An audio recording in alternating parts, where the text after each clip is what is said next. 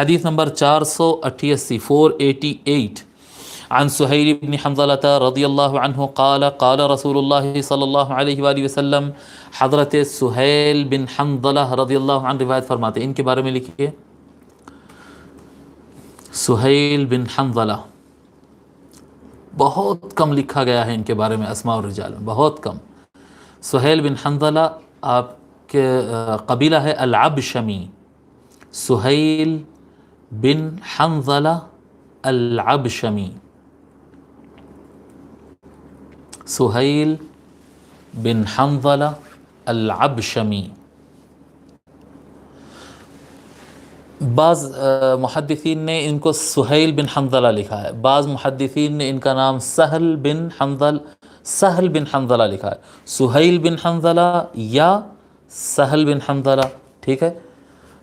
اور آپ کو ابن الحنظلیہ بھی کہا جاتا ہے، آپ انصاری تھے. سہیل بن حنظلہ العبشمی الانصاری. اور آپ صحابی ہے یا نہیں ہے اس کے درمیان بھی محدثین میں اختلاف ہے، اور تاریخ وفات آپ کی مجھے نہیں ملی. آپ کے صحابی ہونے میں بھی اختلاف ہے، کسی نے کہا صحابی ہے، کسی نے کہا صحابی نہیں ہے یعنی تابعی ہے.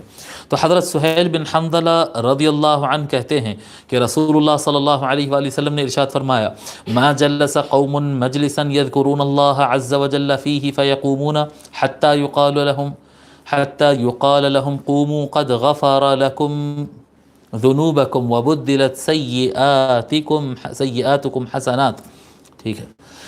جب کبھی کوئی قوم، اوپر کی جو حدیث شریف ہے تقریباً وہی مضمون ہے، جب کبھی کوئی قوم ایک مجلس منعقد کرتی ہے جس میں اللہ تبارک و تعالیٰ کا وہ ذکر کرتی ہے، اللہ تعالیٰ کے ذکر کی مجلس اور محفل منعقد کرتی ہے، کنڈکٹ کرتی ہے، فیقومون حتی یقال لهم، تو وہ جب محفل سے اٹھتے ہیں، ختم کر کے محفل کو جب اٹھتے ہیں تو اس وقت ان کو یہ کہا جاتا ہے قوموا، تم اٹھو، قد غفر لکم ذنوبکم، اٹھو، یقیناً اللہ تبارک و تعالیٰ نے تمہارے گناہوں کو بخش دیا ہے.